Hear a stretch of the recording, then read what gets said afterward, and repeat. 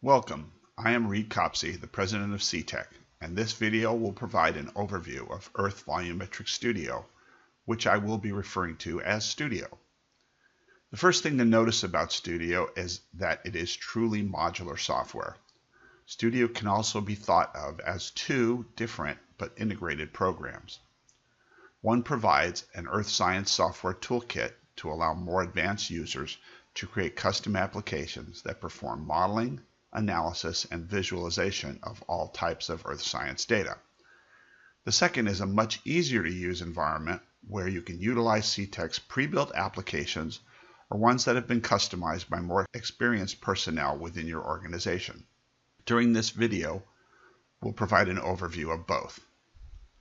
We'll start off in advanced or edit mode, where we can see the application that has been created for this project. In the application window, you can see the modules that comprise the application and how they are connected to control the flow of data and the operations on that data. We generally build applications from the top down, with the data flowing from the module creation modules down to the viewer. We start with Creek 3D Geology that builds a stratigraphic model of the site geology based on surface observations taken from borings. The geology flows to Creek 3D, which uses geostatistics to take sparse total hydrocarbon data and estimate it onto a fine 3D volumetric grid. That same data is passed to the module, which posts samples and borings and shows each sample as a sphere colored by concentration. If I turn off the plume,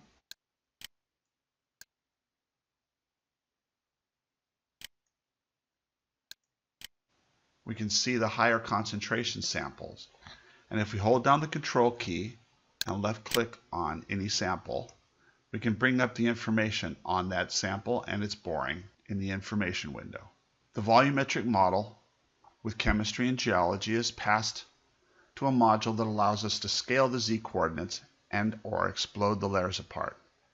External edges shows us the edges of the entire model, and the cut module allows us to position a cutting plane at any location and orientation.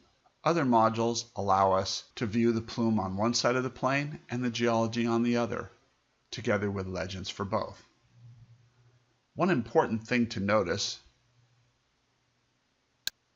is that there is a direct correlation between every red connection going to the viewer and each of the objects in the viewer. In this case, we have 6 red connections and we have 6 objects in the viewer, which are the plume, the geology, the samples and borings, the edges, and 2 legends. Also notice that 2 different data maps can be seen in this view. One uses saturated colors to represent total hydrocarbon concentrations, and the other uses more muted colors to represent the system geology. If we change what is displayed on the back cut portion of the model from the geology to the total hydrocarbon data, we automatically select the data map for that data, and it is reflected in the legend. So now we have a model that is continuous in colors across where these two intersect.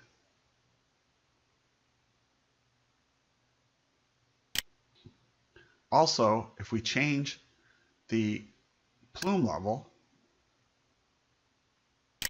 from 0.2 to 15, we can also see that change in real time.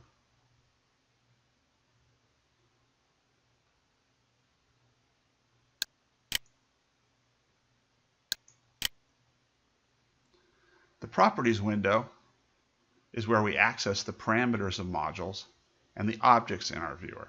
It can also be a place where we can copy module or object parameters for centralized access.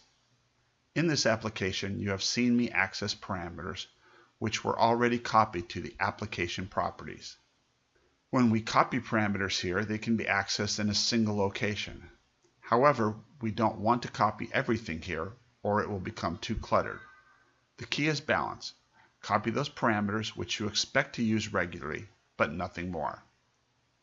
If we double-click on any module, that module's parameters appear in the Properties window. Here we can see those parameters which have been copied to the application properties because they are marked with a star. And we could add any others, if we chose, by right-clicking and choosing to add them to the application properties. We can also double-click on any red port and change the properties associated with that object connected to the viewer. Here we see the properties for the plume, and we'd have the ability to turn off visibility, to change opacity, to make the object transparent, and even to change how the object is displayed. In this case, with all the edges for all the cells displayed.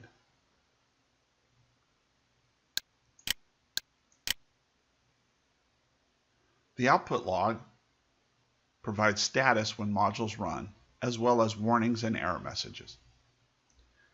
The arrangement of all windows in the software, whether they are docked or free, can be saved as a window layout from the Home tab.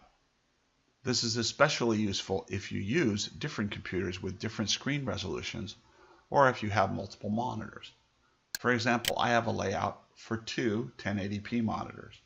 If I switch to that, my viewer pops over in my other monitor, which you can't see, but I'll move over to show you.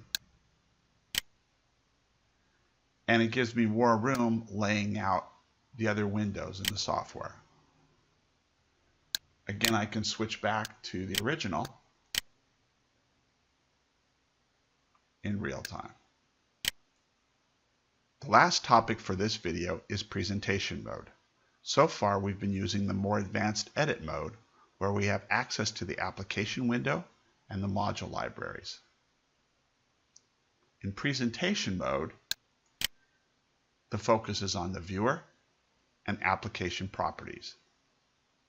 All of the parameters which have been copied to the application properties can be changed, and you can interact with your model in the viewer. This is the easier to use environment which I mentioned at the beginning of this video. Not only is this the preferred way to present your results to clients, but it is an excellent way to allow others with less studio training to utilize your data and models. CTEK soon will be making it possible to export your presentation mode applications so they can be used as a free viewer. This short overview is only intended to provide an introduction to Studio and introduce its most basic operation.